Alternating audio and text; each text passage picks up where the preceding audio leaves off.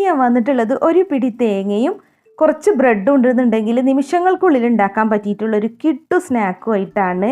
നല്ല ടേസ്റ്റാണ്. ഒരു പ്രാവശ്യം ഉണ്ടാക്കിയാൽ പിന്നെ ഉണ്ടാക്കാൻ തോന്നും. അപ്പോൾ ആദ്യം തന്നെ ഞാനിവിടെ എടുത്തിട്ടുള്ളത് തേങ്ങ ചിരവിയതാണ്. അര കപ്പോളം ഉണ്ട് കേട്ടോ. അത് ഒരു ചെറിയ അരമുറി തേങ്ങ ചിരവിയതാണ് ഇപ്പോൾ ഇത്.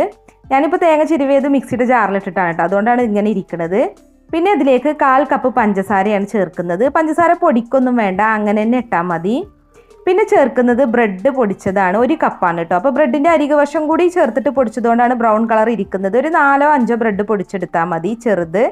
ഇനി ഇതിലേക്ക് ബദാമും പിസ്തി ചെറുതായി കട്ട് ചെയ്തത് ഇട്ട് കൊടുക്കുന്നുണ്ട്. ഇതിന് പകരം വേണമെന്നുണ്ടെങ്കിൽ അണ്ടിപ്പരിപ്പോ അല്ലെന്നുണ്ടെങ്കിൽ കപ്പലണ്ടി ഇട്ട് കൊടുക്കാം കേട്ടോ. ജസ്റ്റ് ഇതൊന്ന് കടിക്കാൻ വേണ്ടിയിട്ടാണ് ഇട്ട് കൊടുക്കുന്നത്. ഇനിയിപ്പോൾ ഇത് ചേർത്തില്ലെങ്കിലും കുഴപ്പമൊന്നുമില്ല, അല്ലാന്നുണ്ടെങ്കിൽ നമുക്ക് ഉണക്കമുന്തിരിയൊക്കെ ഇട്ട് കൊടുക്കാം കേട്ടോ. അപ്പോൾ എല്ലാം നന്നായിട്ടൊന്ന് മിക്സ് ചെയ്തെടുക്കുക. ഇനി നമ്മളിതിലേക്ക് കുറച്ച് പാല് ചേർക്കുന്നുണ്ട്. ഞാനിപ്പോൾ ഇവിടെ 1/4 കപ്പ് പാൽ എടുത്തിട്ടുണ്ട്. അത്രയൊന്നും വേണ്ട, ഒരു 2 ടേബിൾ സ്പൂൺ പാലൊക്കെ മതി.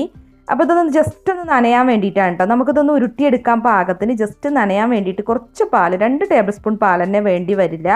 അപ്പോൾ അത്രയും പാൽ ചേർത്തിട്ടൊന്ന് മിക്സ് ചെയ്ത് നോക്കുക. എന്നിട്ട് ഇങ്ങനെ ഉരുട്ടി നോക്കുക കേട്ടോ. അപ്പോൾ കണ്ടോ, അത് ഉരുട്ടിയെടുക്കാൻ പറ്റുന്നുണ്ട്. അപ്പോൾ ഇതുപോലെ കുഞ്ഞു ബോൾസ് ആക്കിയിട്ട് എടുക്കുക. അപ്പോൾ ഞാൻ എല്ലാം ഇതുപോലെ ചെറിയ ബോൾസ് ആക്കി എടുത്തിട്ടുണ്ട്. ഇനി നമുക്ക് അടുത്തതായിട്ട് സ്നാക്ക് ഉണ്ടാക്കാൻ വേണ്ടത് ബ്രെഡ് തന്നെയാണ് കേട്ടോ. അപ്പോൾ ഞാനിവിടെ കുറച്ച് ബ്രെഡിൻ്റെ അരികുവശം കട്ട് ചെയ്ത് മാറ്റിയിട്ട് ഇതുപോലെ എടുത്തിട്ടുണ്ട്. ചെറിയ ബ്രെഡാണ്. അപ്പോൾ ചെറിയ ബ്രെഡ് ആയതുകൊണ്ടാണ് ഞാൻ ചെറിയ ബോൾസ് ഉണ്ടാക്കി എടുത്തത് കേട്ടോ. ഇനി നമ്മൾ ഈ ബ്രെഡ് വെള്ളത്തിലൊന്ന് മുക്കിയെടുക്കണം. അപ്പോൾ ഒരു ബൗളിൽ കുറച്ച് വെള്ളം എടുക്കുക. എന്നിട്ട് ബ്രെഡിൻ്റെ 2 വശവും വെള്ളത്തിൽ മുക്കിയതിന് ശേഷം ഇതുപോലെ കയ്യിൽ വെച്ചിട്ട് ആ വെള്ളം ഒന്ന് പിഴിഞ്ഞ് കളയണം. അപ്പോൾ ബ്രെഡ് നല്ല സോഫ്റ്റ് ആയിട്ട് കിട്ടും.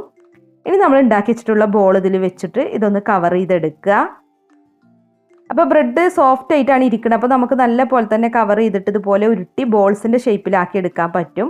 അപ്പോൾ കണ്ടോ, ഞാനിപ്പോൾ ഇത് ബോൾസ് ആക്കി എടുത്തിട്ടുണ്ട്. ഇനി എല്ലാം നമുക്കിതുപോലെ തന്നെ ചെയ്യാം കേട്ടോ. അപ്പോൾ ഇത്രയും ഉണ്ടാക്കി എടുത്തിട്ടുണ്ട്. നമ്മൾ എത്രയാണോ ബോൾസ് ഉണ്ടാക്കിയത് അതിനനുസരിച്ച് ബ്രെഡ് എടുത്തിട്ട് വേണം അങ്ങനെ ഉണ്ടാക്കി എടുക്കാൻ. ഇതിപ്പോൾ കട്ട് ചെയ്ത് മാറ്റിയ ബ്രെഡിൻ്റെ അരികുവശം ഒന്ന് പൊടിച്ചെടുത്തതാണ് കേട്ടോ. അപ്പോൾ അതിലാണ് ഇപ്പോൾ നമ്മൾ ഉണ്ടാക്കി വെച്ചിട്ടുള്ള ബോളൊന്ന് കോട്ട് ചെയ്തെടുക്കുന്നത്. അപ്പോൾ എല്ലാ ബോളും നല്ല പോലെ ഇതുപോലെ കോട്ട് ചെയ്തെടുക്കുക. പിന്നെ നമ്മൾ ബ്രെഡ് നനച്ചതായതുകൊണ്ട് തന്നെ ഡയറക്റ്റ് ബ്രെഡ് ക്രംസിൽ കോട്ട് ചെയ്താൽ മതി, അല്ലാതെ മുട്ടയിലൊന്നും മുക്കേണ്ട ആവശ്യമില്ല. എന്നിട്ട് നല്ല ചൂടായ എണ്ണയിലിട്ടിട്ട് ഫ്രൈ ചെയ്യുക. ഒരു മീഡിയം ടു ഹൈ ഫ്ലെയിമിലിട്ട് തന്നെ ഫ്രൈ ചെയ്താൽ മതി കേട്ടോ. കാരണം അതിൻ്റെ പുറമെ മാത്രം ഒന്ന് മൊരിഞ്ഞ് കിട്ടിയാൽ മതി, അല്ലാതെ ഉൾവശമൊന്നും വേവേണ്ട ആവശ്യമില്ല. അപ്പോൾ തിരിച്ചും മറിച്ചിട്ടിട്ട് നല്ലൊരു ഗോൾഡൻ ബ്രൗൺ നിറാവുന്നത് വരെ മീഡിയം ഫ്ലെയിമിലിട്ട് തന്നെ ഫ്രൈ ചെയ്യുക. പെട്ടെന്ന് തന്നെ ഫ്രൈ ആയി കിട്ടും, അധികം സമയമൊന്നും വേണ്ട. അപ്പോൾ കണ്ടോ, അത് നല്ലൊരു ഗോൾഡൻ ബ്രൗൺ നിറായിട്ടുണ്ട്. ഇനി നമുക്കിത് എണ്ണയിൽ നിന്ന് എടുക്കാം. അപ്പോൾ നമ്മുടെ കൊക്കനട്ട് ബ്രെഡ് ബോൾ ഇവിടെ റെഡി ആയിട്ടുണ്ട്. നല്ല ടേസ്റ്റാണ് കേട്ടോ. പിന്നെ എളുപ്പമാണ് ഉണ്ടാക്കാനും. അപ്പോൾ നിങ്ങളുടെ കയ്യിൽ ബ്രെഡ് ഉണ്ടെന്നുണ്ടെങ്കിൽ ഇതുപോലെ ഒന്ന് ഉണ്ടാക്കി നോക്കൂ.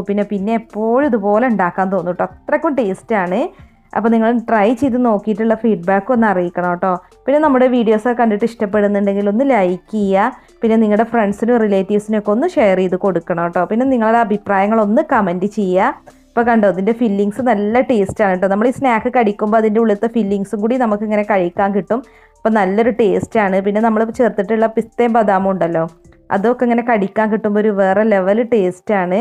നല്ല അടിപൊളി സ്നാക്കാണ്. ട്രൈ ചെയ്യേണ്ട ഒരു റെസിപ്പി തന്നെയാണ്. പിന്നെ നമ്മുടെ ചാനൽ സബ്സ്ക്രൈബ് ചെയ്യാതെ ആരെങ്കിലും കാണുന്നുണ്ടെങ്കിൽ ഒന്ന് സബ്സ്ക്രൈബും കൂടെ ചെയ്യാം കേട്ടോ. അപ്പോൾ ഇതുപോലുള്ള നല്ല അടിപൊളി വെറൈറ്റി റെസിപ്പികളുമായി നമുക്ക് വീണ്ടും കാണാം. താങ്ക്